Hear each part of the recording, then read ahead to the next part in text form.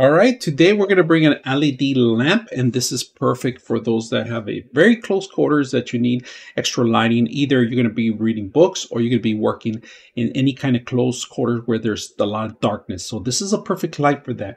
Now, it's a USB, and they give you the actual brick with it, included with it, and an extra controllers in here. So we're going to go over every single one. There's even timers here in different modes that you should be aware of. So let's plug it in and test it out. All right, we got a few lights in here because I don't want to lose too much of it, but if you can see it, it is pretty powerful little light. Now on the actual features itself, all right, let's remove some of the features here, and I'm going to light them up if you guys can. So here in the center, after the power button, you have this mode. It makes it brighter.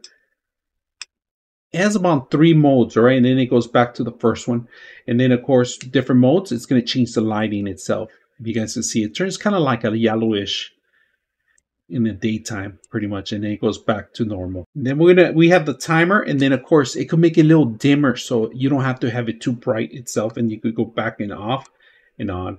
And to turn it off, the first button. To turn it on, very simple to use, easy to, and it has this clip I like, and the gooseneck actual neck that it's flexible.